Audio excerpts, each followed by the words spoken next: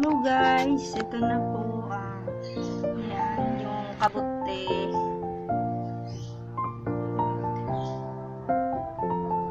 Kabote sa loob ng ref. Ayan. Diyan natin patutubuin sa loob ng lumang ref.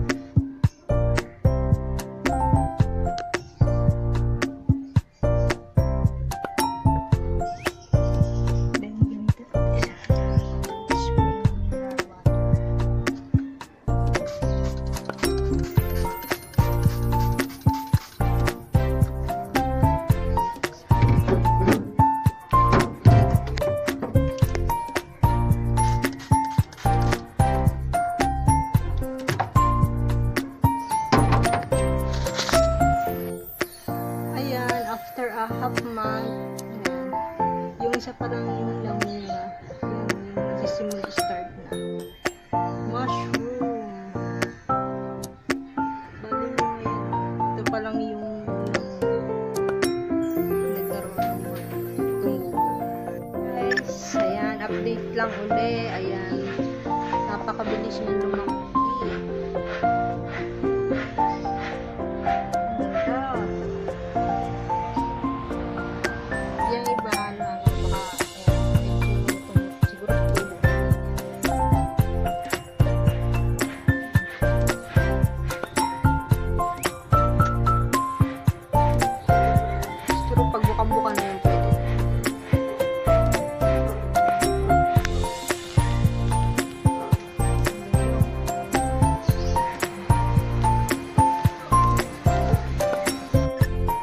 Guys, ayan, first ani natin, kailangan na natin siyang kunin kasi baka daw siya mabulok. Yung mga ganyang kalaki pwede na siyang kuhanin.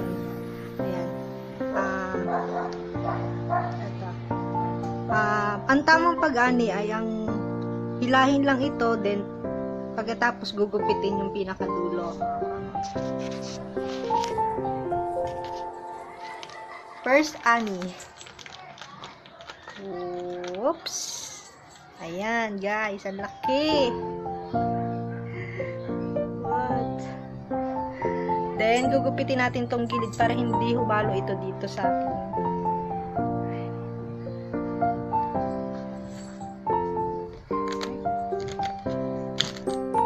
Tadan! Ayan, guys. First ani natin. And after 3 days daw yan, magkakaroon uli siya na ganito, tutubo ulit siya after 3 days. So, kailangan lang natin siya laging i-sprayan. Itong iba wala pa, hindi pa nagtutubo.